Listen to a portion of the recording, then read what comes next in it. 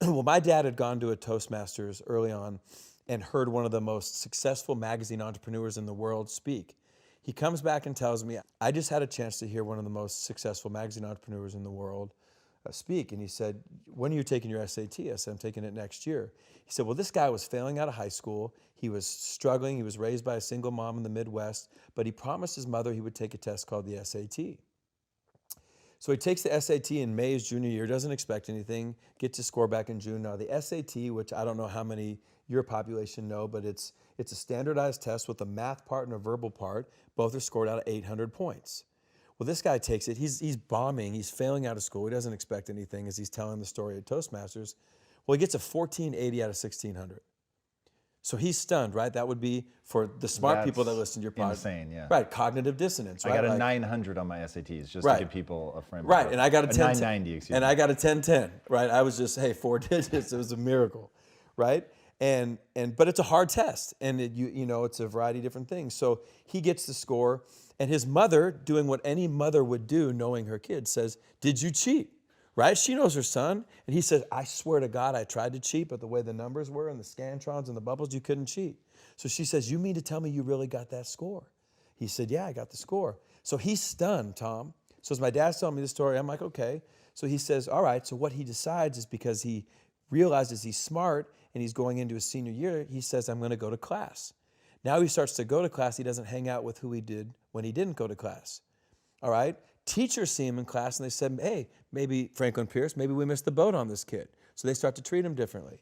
Well, as the guy would tell the story, he graduates, goes to a community college, goes on to Wichita State, goes on to the Ivy League, and becomes this massively successful magazine entrepreneur. So I said, okay, well, the guy was always smart. He just needed a standardized test to unlock it. My dad said, no, that's not the story, and this is what I want you to understand.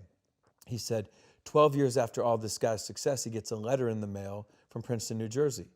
Doesn't think anything about it. The next day, his wife says, you're going to open it. He opens it. True story, turns out the SAT board will periodically review their test-taking procedures and the policies.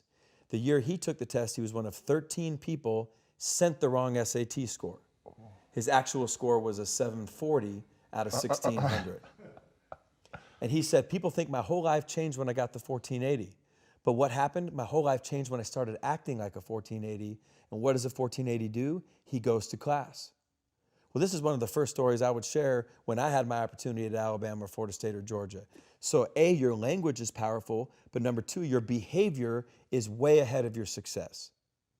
And so many people let their feelings dictate what they do as opposed to throw your behavior out there. Russell Wilson's 5'10". He shouldn't be playing pro football, but he behaves like the best quarterback in the country, and he's done that since before he was at that level. And then his feelings and emotions and his skill caught up to that behavior. I think the lesson my dad was trying to teach me ultimately was, in addition to my language, what I do, not how I feel about my past, is going to determine who I am in the future. And that's what I think neutral thinking is. And I think neutral thinking isn't just thinking. I think it's behavior, and I think it's language. And so your behavior is what's going to change you. But you also have to start by asking yourself, what do I want and why do I want it? Why don't I have it? You know, what am I willing to do to get it?